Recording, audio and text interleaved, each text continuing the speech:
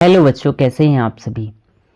इस वीडियो में हम बात करने वाले हैं जो आपका कक्षा 10वीं का क्लास 10th का विज्ञान विषय का प्रश्न पत्र है, इसके मॉडल प्रश्न पत्र की, जो कि आपके एग्ज़ाम में सेम टू सेम ऐसे ही क्वेश्चंस देखने को मिलने वाले हैं।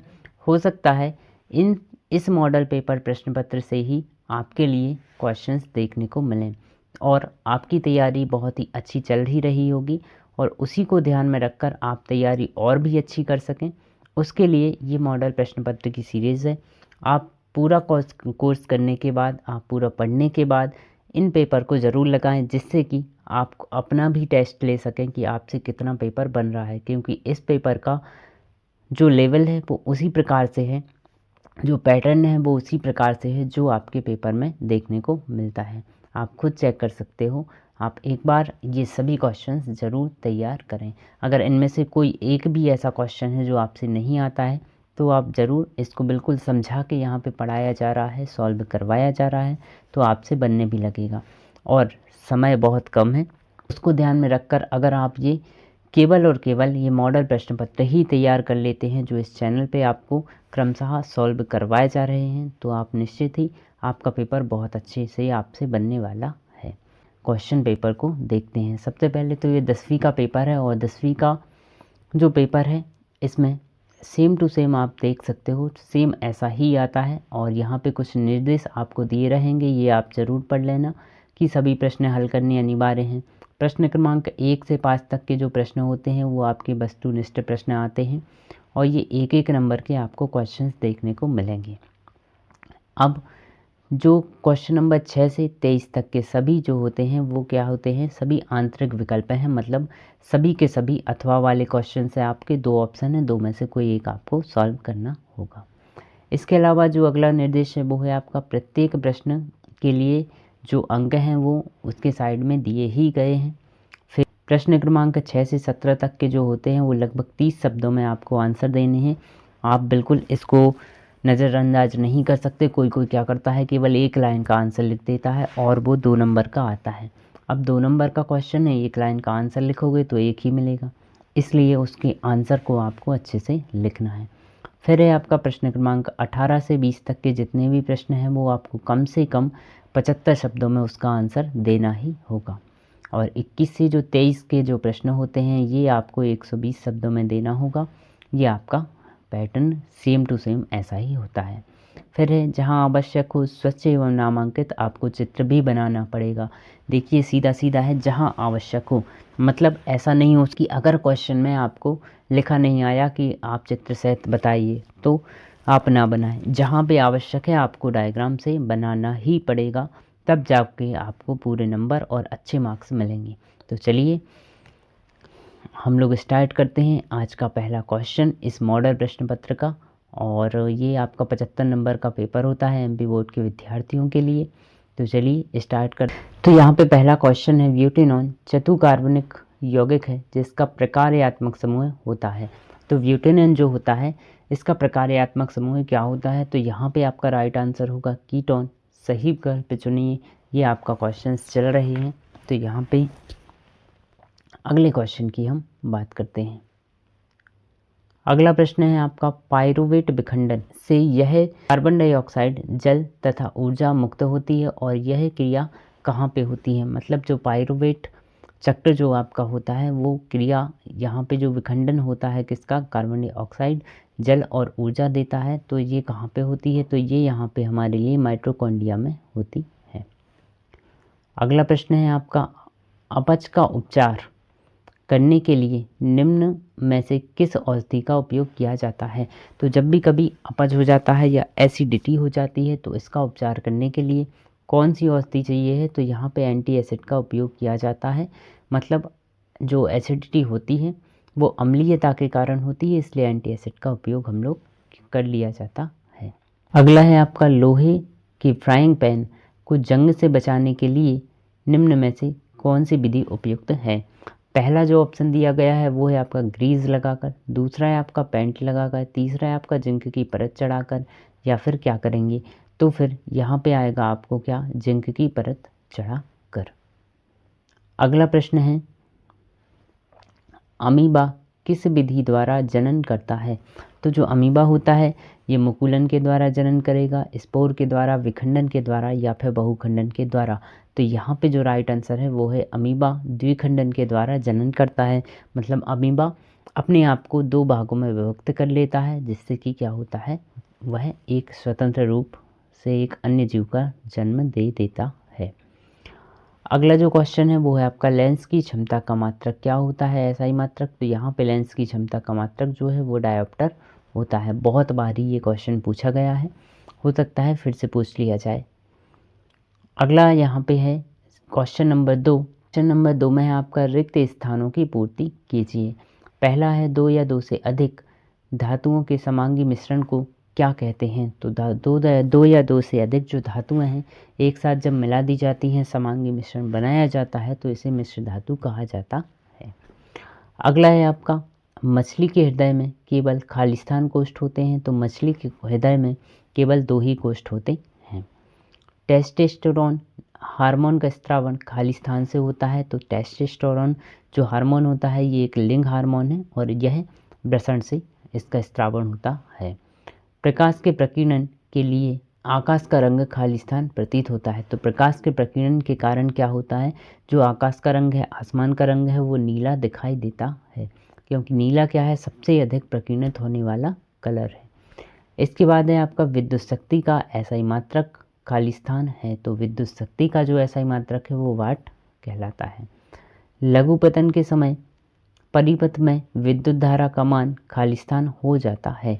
तो जब लघुपतन होता है मतलब किसी परिपथ में विद्युत धारा बह रही है और विद्युत क्या हो जाए, वहाँ पे विद्युत धारा बहना बंद हो जाए और वहाँ पे कहना चाहिए एक करंट का फ्लो बंद हो जाता है, तो स्पार्किंग हो जाती है। तो ऐसे में क्या होता है कि विद्युत धारा का मान बहुत अधिक बढ़ जाता है, इस कारण से ऐसा होता है। तो यहाँ पे जो रिक्त स्थान है इसमें हम क्या करेंगे, लघुपतन के कारण विद्युत धारा का मान बहुत अधिक बढ़ जाता है।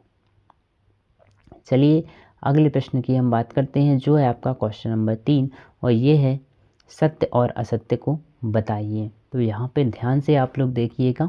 हाइड्रा को कई टुकड़ों में काट देने पर प्रत्येक टुकड़ा विकसित होकर एक पूर्ण जीव का निर्माण करता है, इसे पुनरुद्भवन कहते हैं। तो यहाँ पे ये जो फर्स्ट है ये हो जाएगा आपका सत्य। दूसरा है आपका उत्तल दर्पणों का उपयोग सामान्यतः वाहनों के पश्चिम दृश्य को देखने के लिए किया जाता है। मतलब पीछे के दृश्य को देखने के लिए कौन से दर्पण का प्रयोग करते हैं, तो उत्तल दर्पण का। तो ये भी सत्य है। तीसरा है आपका विद्युत विभवांतर का जो एसआई मात्रक है वो ओम होता है। तो बिल्कुल ये असत्य है और यहाँ पे क्या हो जाएगा, हमारा असत्य हो जाएगा, क्योंकि विद्युत विभवांतर जो होता है इसका एसआई मात्रक वोल्ट होता है। एक अश्व शक्ति में 746 वोल्ट होते हैं। तो ये बिल्कुल सत्य है।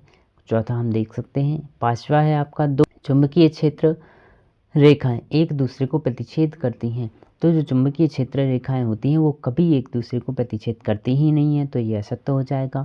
हमारे द्वारा उत्पादित कचरे का निपटान एक गंभीर पर्यावरणीय समस्या है, ये बिल्कुल सही है, मतलब ये सत्य हो जाएगा। चलिए क्वेश्चन नंबर 4 की हम लोग बात करते हैं और क्वेश्चन नंबर 4 जो कि आपका सही जोड़ी मिलाइए। सही जोड़ी मिलाइए। यहाँ पे पहला जो दिया गया है वो है आपका संगमरमर। संगमरमर जो होता है, संगमरमर की जो सही जोड़ी यहाँ पे मिलेगी वो किससे मिलेगी, थर्ड नंबर पे आपको CO3 या कैल्शियम कार्बोनेट। दूसरा है आपका सिरका।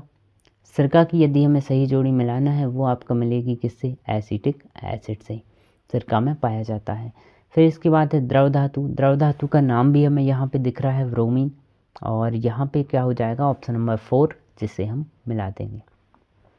इसके बाद है आपका इंसुलिन। इंसुलिन जो होता है ये क्या करता है, रक्त में शर्करा का नियमन करता है, तो इसलिए क्या हो जाएगा यहाँ पे इंसुलिन आपका हो जाएगा। फिर इसके बाद जो अगला है वो है आपका मादा हार्मोन। मादा हार्मोन का यहाँ पे एक नाम दिख रहा है जिसको बोलते हैं एस्ट्रोजन।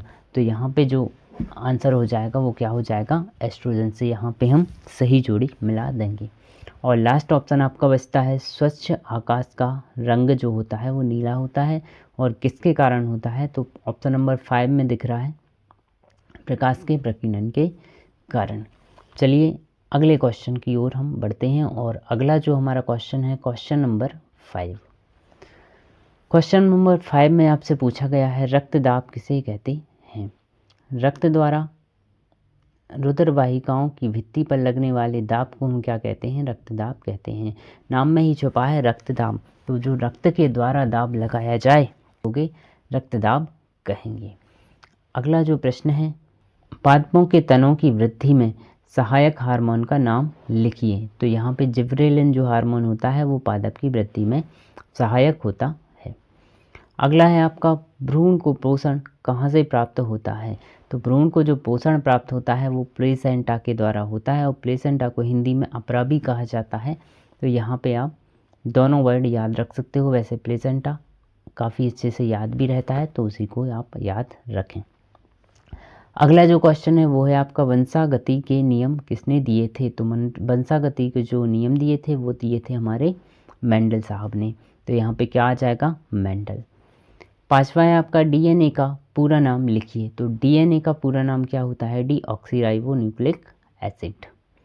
खतरे के संकेत का निशान जो होता है वो हमेशा लाल रंग से ही क्यों बनाया जाता है। तो जो लाल रंग होता है यह क्या होता है, प्रकीर्णित नहीं होता है या प्रकीर्णन सबसे कम होता है, मतलब फैलता बहुत कम है, इसलिए दूर से ही लाल रंग को पहचाना जा सकता है। इस कारण से जो खतरे के निशान होते हैं, जो एम्बुलेंस होती है वहाँ पे प्लस का निशान बनाते हैं, वो भी लाल से ही बनाया जाता है ताकि दूर से ही दिख जाए कि हाँ ये यहाँ पे खतरा है या फिर एम्बुलेंस आ रही है। चलिए क्वेश्चन नंबर 6 की हम बात करते हैं और यहाँ से जो क्वेश्चन नंबर 6 हैं 6 से क्वेश्चन नंबर 17 तक कम से कम 30 वर्डों में आपको आंसर देना है और प्रत्येक प्रश्न के लिए 2-2 नंबर बांटे गए हैं। पहला जो क्वेश्चन आपका आता है वो आता है आपका वायु में जलाने से पहले मैग्नीशियम का जो रिबन होता है इसको साफ क्यों किया जाता है। काफ़ी आसान प्रश्न है और आपसे आना भी चाहिए। तो होता क्या है, मैग्नीशियम जो होता है ये कैसा होता है, बहुत ही ज़्यादा क्रियाशील होता है। तो जैसे ही वायु में लेके आते हो वो ऑक्सीजन से क्रिया करता है और वहाँ पे मैग्नीशियम ऑक्साइड का निर्माण कर देता है जिससे वो भूरा हो जाता है।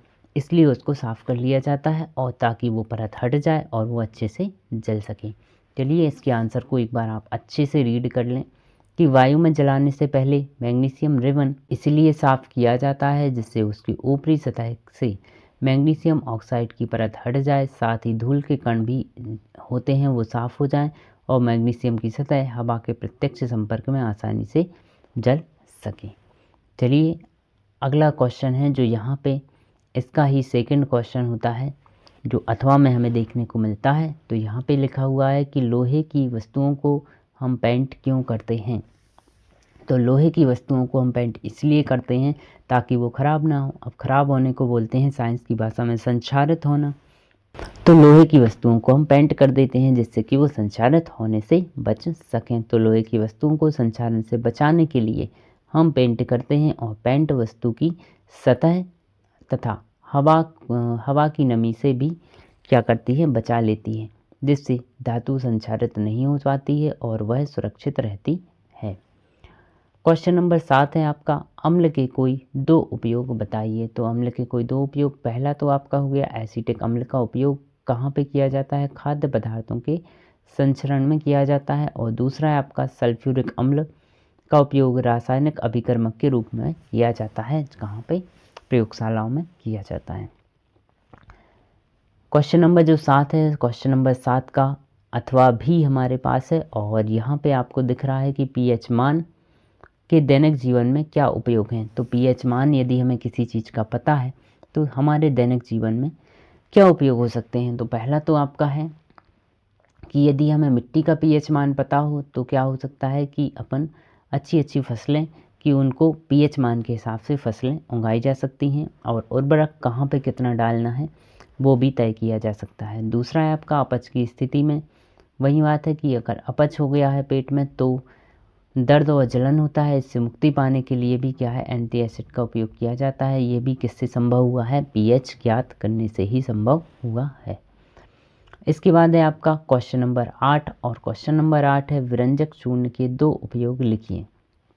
व्यंजक चूर्ण के उपयोग क्या है? वस्त्र उद्योग एवं सूती उद्योग में एक रंजक के रूप में किया जाता है, मतलब कपड़ों को रंगने के लिए, और दूसरा है आपका कागज उद्योग में काष्ठ एवं लुगदी के व्यंजन में या रंगने में इसका उपयोग किया जाता है। अगला है आपका प्लास्टर ऑफ पेरिस के कोई 2 उपयोग बताइए। ये सभी क्वेश्चंस 2-2 नंबर के हैं, इसलिए 2 उपयोग ही आपसे पूछे जा रहे हैं। प्लास्टर ऑफ पेरिस के कोई 2 उपयोग लिखिए। तो पहला है आपका टूटी हड्डियों को जोड़ने में कितना आसान है, और दूसरा है आपका खिलौने, सजावटी सामान आदि बनाने में, मूर्तियाँ बनाने में प्लास्टर ऑफ पेरिस का उपयोग किया जाता है, साँचे बनाने में प्लास्टर ऑफ पेरिस का उपयोग किया जाता है, बहुत सारी चीज़ें बनाने में किया जाता है। चलिए फिर इसके बाद है आपका क्वेश्चन नंबर 9, और क्वेश्चन नंबर 9 है ऐसी धातुओं के उदाहरण दीजिए। जो यहाँ पे ऑप्शंस दिए गए हैं, पहला है आपका कमरे के ताप पर द्रव होती है, ऐसी धातु का नाम लिखना है। तो ऐसी धातु कमरे के ताप पर द्रव हो वो है आपका पारा और मरकरी। पारा या इसी को मरकरी भी कहते हैं, और इसका जो संकेत होता है वो होता है आपका Hg। चाकू से आसानी से काटी जाने वाली धातुएं, तो जो ऐसी धातु हैं तो जो चाकू से आसानी से काट सकते हैं, मतलब जैसे पनीर को काटते हैं उस तरह से। तो यहाँ पे एक आपका मिलेगा सोडियम और दूसरा मिलेगा आपका लिथियम, और एक और है जिसको बोलते हैं हम लोग पोटेशियम। तो सोडियम, लिथियम और पोटेशियम ये आपको याद रखने हैं। ऊष्मा की सबसे अच्छी चालक कौन सी धातुएं होती हैं? तो ऊष्मा की सबसे अच्छी चालक कौन सी होती हैं? सिल्वर और कॉपर, ये क्या होती हैं? ऊष्मा की सबसे अच्छी चालक धातुएं हैं।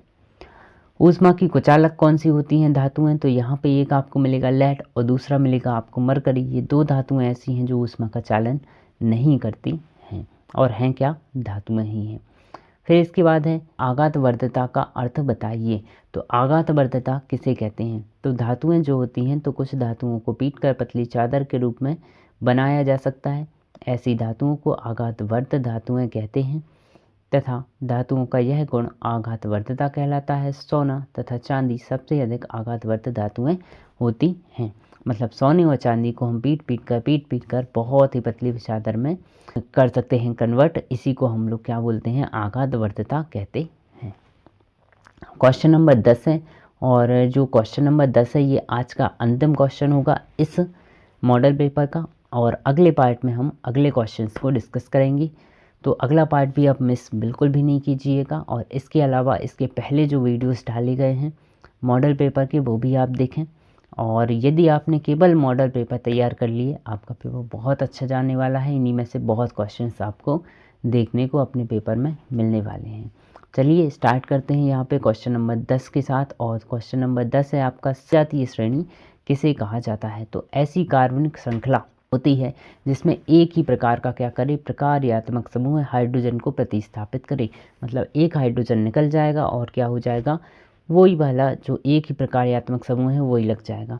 अगला जो सदस्य आएगा कार्बनिक सीरीज का, कार्बन की सीरीज का, तो उसमें से भी एक हाइड्रोजन निकलेगा और प्रकार्यात्मक समूह क्या लग जाएगा? OH लग जाएगा।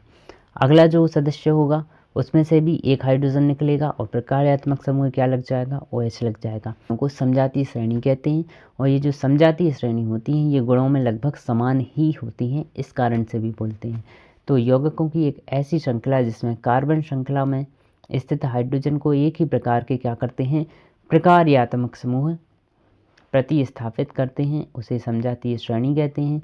इनके रासायनिक गुणधर्म में काफ़ी समानता पाई जाती है। इनमें CH2 इकाई का अंतर होता है और OH प्रकार्यात्मक समूह होता है। अगला जो क्वेश्चन है वो है आपका अपर रूप किसे कहते हैं, और कार्बन के 2 अपर रूपों के नाम बताइए। तो जब एक ही तत्व प्रकृति में कई रूपों में पाया जाता है तो इसे हम क्या बोलते हैं? अपर रूपता कहते हैं या अपर रूप कहते हैं। और तत्व के विभिन्न रूपों को हम लोग क्या कहते हैं? अपर रूप कहते हैं। और कार्बन के 2 अपर रूप अगर हम देखें तो एक तो है आपका हीरा और दूसरा है आपका ग्रेफाइट। तो चलिए इसी के साथ ये वीडियो यहाँ पे समाप्त होता है। 10 नंबर तक के क्वेश्चंस हम लोग ने क्या कर लिए? डिस्कस कर लिए। आने वाले समय में अगले क्वेश्चंस देखने के लिए, अगले वीडियोस देखने के लिए चैनल को आपको सब्सक्राइब कर लेना है और शेयर कर देना है। आपका एक शेयर मोटिवेशन देता है, आपका एक लाइक मुझे मोटिवेशन देता है।